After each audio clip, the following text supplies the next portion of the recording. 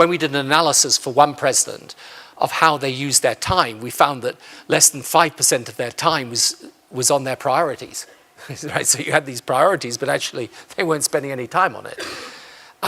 One great piece of advice that was given to me by a former president of yours, President Clinton, actually, was this.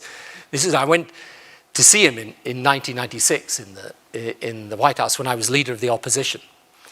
And, we had a good meeting and everything. As I was leaving, he said to me, I want to talk to you about something really important. And I thought, I was quite taken with this. I thought I was going to get some extraordinary piece of geopolitical insight that was about to be, because he'd been president then for kind of like 6 years in his second term. I thought he was going to tell me there's a secret code that, so, and I said, so I was very excited by it. So I said, what is it? And he said, I'm going to talk to you about scheduling. And I said, oh, scheduling.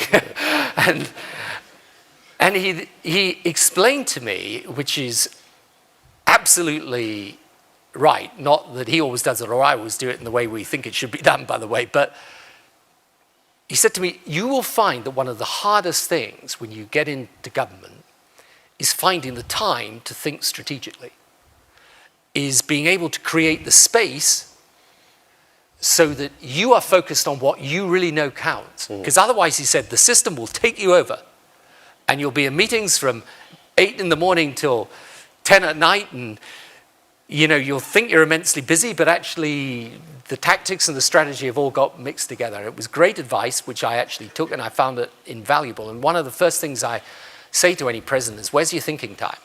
Where's your consideration of where am I going? What am I trying to do? Have I got this thing really? Because what happens in politics as well is that things come at you the whole time. So, there was a British Prime Minister was once asked, and he was asked, what's the most difficult thing about government? And he said, events, dear boy, events. That's what's supposed to, so things happen, right? And if you're not careful, something happens, there's some crisis, and you spend your time dealing with it, you lose your strategic grip on what's going to determine whether you're a successful government or not. Now, these crises are real, you've got to deal with them.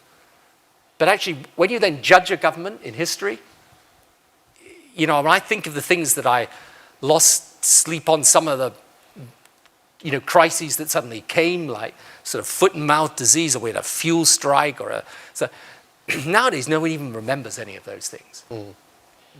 But you've got to create the space to be thinking strategically all the time.